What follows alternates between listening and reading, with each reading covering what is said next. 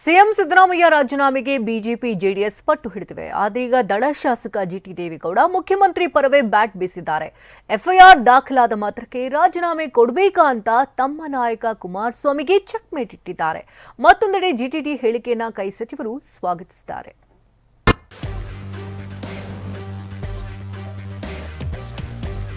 ಸಿದ್ದರಾಮಯ್ಯನವರ ಬಗ್ಗೆ ನನಗೆ ಗೊತ್ತಿರೋದ್ರಿಂದ ಮಾತಾಡ್ತೀನಿ. ಚಾಮುಂಡೇಶ್ವರಿ ಸನ್ನಿಧಿಯಲ್ಲಿ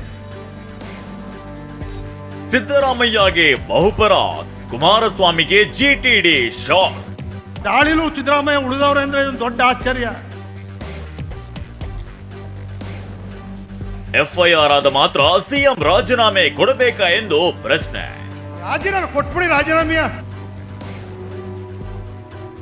ಮುಡ ಹಗರಣದ ಸುಳಿಯಲ್ಲಿ ಸಿಲುಕಿರೋ ಸಿಎಂ ಸಿದ್ದರಾಮಯ್ಯ 14 ಸೈಟ್ಗಳನ್ನ ವಾಪಸ್ ಮಾಡಿದ್ದಾರೆ.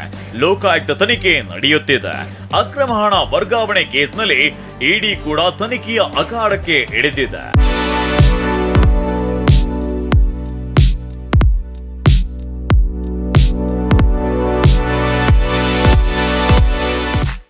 ಸಿಎಂ ರಾಜೀನಾಮೆ ಕೊಡಲೇಬೇಕು ಎಂದು ಬಿಜೆಪಿ ಜೆಡಿಎಸ್ ನಾಯಕರು ಪಟ್ಟು ಹಾಕಿದ್ದಾರೆ.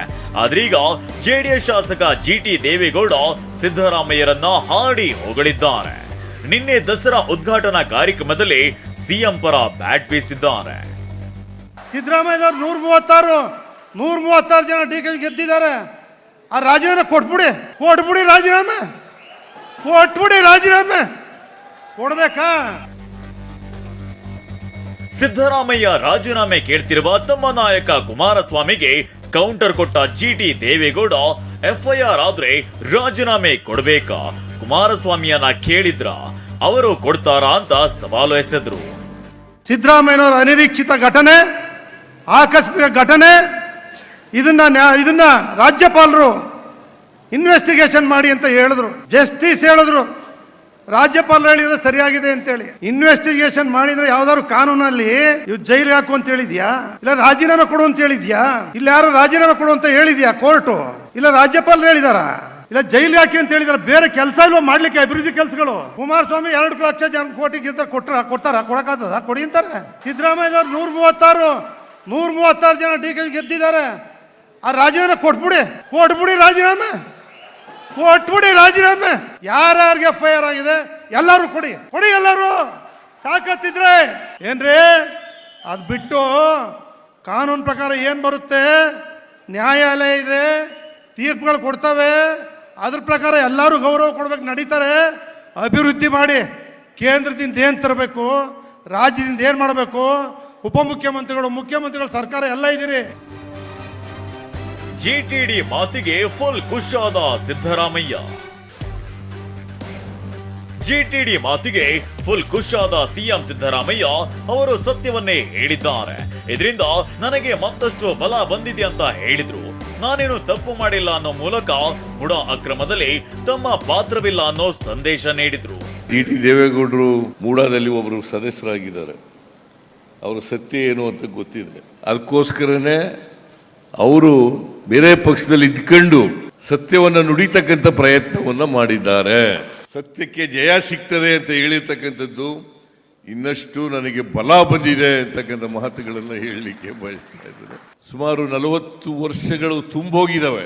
ಚಾಮುಂಡೇಶ್ವರಿ ಕೃಪೆಯಿಂದ ಇಲ್ಲಿವರೆಗೆ ಯಾವ ತಪ್ಪನ್ನು ಕೂಡ ಮಾಡಿಲ್ಲ. ತಪ್ಪು ಮಾಡಿದ್ರೆ ಇಷ್ಟೊಂದು ದೀರ್ಘಕಾಲ ರಾಜಕಾರಣದಲ್ಲಿ ಉಳಿಲಿಕ್ಕೆ ಸಾಧ್ಯ ಆಗ್ತಾ ಇರಲಿಲ್ಲ. ಜಿಟಿ ದೇವೇಗೌಡ ಮಾತನ್ನ ಸಚಿವ ಜಮೀರ್ ಅಹಮದ್ ಸ್ವಾಗತಿಸಿದ್ರೆ, ದಸರಾ ಕಾರ್ಯಕ್ರಮವನ್ನ ರಾಜಕೀಯಕ್ಕೆ ಬಳಸಿದ್ದು ನಾಚಿಕೆಗೇಡು ಅಂತ ಛಲವಾದಿ ನಾರಾಯಣಸ್ವಾಮಿ ಕಿಡಿಕಾರಿದ್ದಾರೆ. ಜಿಟಿ ದೇವೇಗೌಡರು ಸತ್ಯನ ಹೇಳಿದ್ದಾರೆ. ಈಗ ನಾವು ಅಷ್ಟು ದಿನದಿಂದ ಹೇಳ್ಕೊಂಡು ಬರ್ತಾ ಇದ್ವಿ, ಸಿದ್ದರಾಮಯ್ಯ ಅವರು ರಾಜೀನಾಮೆ ಏನಕ್ಕೆ ಕೊಡಬೇಕು, ಯಾತಿಗೆ ಕೊಡಬೇಕು, ಕೊಡೋದು ಬೇಕಾಗಿಲ್ಲ ಅಂತ. ಏನಕ್ಕೆ ಜಿಟಿ ದೇವೇಗೌಡರು ಲೋಕಲ್, ಹೀಸ್ ಫ್ರಮ್ ಮೈಸೂರು. ನಮ್ಮ ರಾಜ್ಯದ ಮುಖ್ಯಮಂತ್ರಿಗಳು ಮತ್ತು ಕೆಲವರು ಶಾಸಕರು ಏನು ಆ ವೇದಿಕೆಯನ್ನ ರಾಜಕೀಯಕ್ಕೆ ಬಳಸ್ಕೊಂಡಿದ್ದಾರೆ. ಇದು ನಾಚಿಕೆಗೇಡಿನ ಸಂಗತಿ ಅಂತ ನಾನು ಹೇಳಲಿಕ್ಕೆ ಬಯಸ್ತೇನೆ. 16 ಕಲ್ಲು ಹಾಕಿಕೊಂಡು ಸಿಎಂ ಗಾಯ ಮಾಡಿಕೊಂಡಿದ್ದಾರೆ. ಜಿಟಿ ದೇವೇಗೌಡ ಮಾತಿಗೆ ಕೇಂದ್ರ ಸಚಿವ ಸೋಮಣ್ಣ ವ್ಯಂಗ್ಯ. ಸಿಎಂ ಯಾಕೆ ರಾಜೀನಾಮೆ ಕೊಡಬೇಕು ಎಂದ ಜಿಟಿಡಿ ಮಾತಿಗೆ ವ್ಯಂಗ್ಯವಾಡಿರೋ ವಿ ಸೋಮಣ್ಣ 10 ಕಲ್ಲು ಹಾಕಿಕೊಂಡು ಸಿಎಂ ಗಾಯ ಮಾಡಿಕೊಂಡಿದ್ದಾರೆ ಎಂದಿದ್ದಾರೆ. ಇವ್ರು ಎಲ್ಲೆಲ್ಲ ಹೋಗಿ ಏನೇನೋ ಮಾಡಿಕೊಂಡು ಒಂದು ಕಲ್ಲು ಹಾಕೊಳ್ಳೋದು ಬದಲಿಗೆ 10 ಕಲ್ಲು ಹಾಕೊಂಡು ಕಾಲ ಮೇಲೆ ಗಾಯ ಮಾಡಿಕೊಂಡು ಔಷಧಿನ ಇಲ್ದಂಗೆ ಮಾಡಿಕೊಂಡ್ರೆ. ಒಟ್ನಲ್ಲಿ ಕುಮಾರಸ್ವಾಮಿ ಸಿಎಂ ಸಿದ್ದರಾಮಯ್ಯ ರಾಜೀನಾಮೆಗೆ ಸಮರ ಸಾರಿದ್ರೆ, ಇತ್ತ ಜೆಡಿಎಸ್ ಶಾಸಕ ಜಿಟಿ ದೇವೇಗೌಡ ಕುಮಾರಸ್ವಾಮಿ ವಿರುದ್ಧವೇ ಭಿನ್ನರಾಗ ಹಾಡಿರೋದು ಚರ್ಚೆಗೆ ಗ್ರಾಸವಾಗಿದೆ. Bureau report, ಟಿವಿ9.